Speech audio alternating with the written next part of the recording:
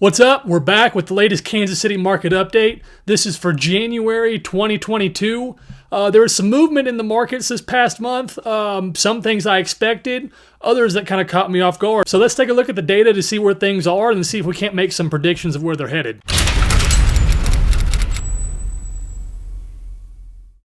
All right, so first I want to take a look at pending sales. Now, I don't show this one that much on these updates, but it is something that I like to look at because it gives me a good idea of how much buyer activity there is in the market. Now, you'll notice that since October, we've been declining at a pretty steady rate. Nothing super surprising there. I feel like I beat this drum on every single one of these, but a lot of people that are moving right now are wanting to move to something bigger, whether that be from an apartment to a house or from a smaller house to a bigger house. They just want more space. And a large percentage of those people have kids that are in school. And so this time of year, they're usually, starting to look, see what's out there. And then when March comes around, that's when they're like, okay, they're talking to a lender, they're talking to some agents, they're talking to people trying to put a game plan together to make the move sometime between May and August when the kids are on summer break. Next, we're going to look at months of supply. So you can see we're down again just by 1/10 of a month. To give you some perspective on what that actually means, in November, there were 3,959 homes on the market. Now that includes new homes and existing homes, and that is the average amount of inventory we had for the entire month, okay? In December, we had 3,255 new homes and existing homes on the market for the average of December. Okay, that was our average inventory. So that's a change of 704 homes, just to give you some perspective on what a 1/10 of a month decrease actually means. Again, with the holidays during the month of December, I'm not super surprised with that drop in inventory. A lot of people are waiting just for the holidays to be over. They'll start their projects coming up in early spring when the weather gets a little better. And new home construction projects too. It's hard to work when it's 2 degrees outside. And the weather affects some supply chain stuff too, because obviously if there's bad weather in parts of the country where they're getting some of their supplies from, then they have to wait for all of that to catch back up, and then they're just kind of out of work for a couple days. Now we have a couple that actually surprised me a little bit. Days on market actually went down, and percent of asking price actually went up.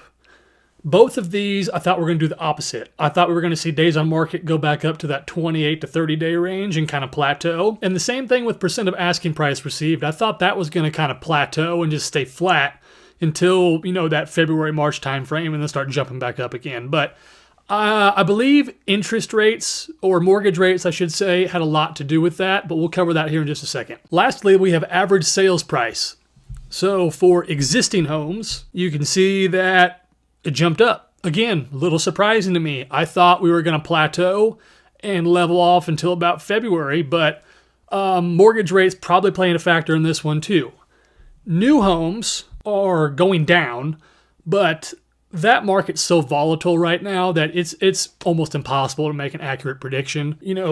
Supply chain issues, labor shortages, inflation on materials, all of these things are getting baked into the prices of these homes. And if you're not careful, you can really get caught. I'll tell you a story. So a local couple was building a home, right?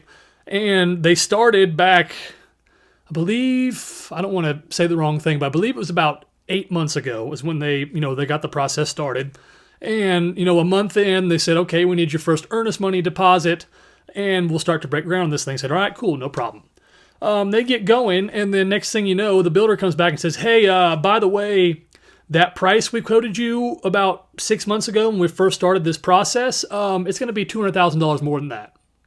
Not 20. $20,000 alone would, throw off the whole deal for financing, or possibly could. $200,000. 200. Crazy. Thankfully they were able to find their way out of it, or I guess get out of it.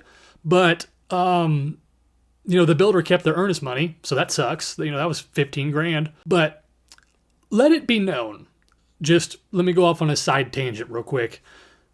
The agent or the representative at the model home or at the builder's design center, their job is not to protect you. Their job is to cover the builder's ass, not yours. So I highly recommend going through that process with somebody on your side, okay? Just my 2 cents. And one final note on values before we move into mortgage rates. Guys, if you're sitting on the fence waiting for a crash or waiting for an adjustment or something to happen, it's not coming. Like, there's so much new development, subdivisions, businesses, schools, sports complexes. There's new development everywhere and more in the works. So it's not going to happen. Could there be an adjustment in certain submarkets? Maybe. Think of a good example. Like Independence, okay? There's areas of Independence that just have beautiful multi-million-dollar homes. And in that same zip code, there's areas of Independence where you don't want to walk you out of your house at night because it's sketchy, okay? It is what it is. So another side tangent, I guess. The real estate market is not binary. And binary means, this or that, or like all or nothing, okay? The real estate market is very regional, okay? So in the Midwest, we still have the lowest cost of living out of anywhere else, really.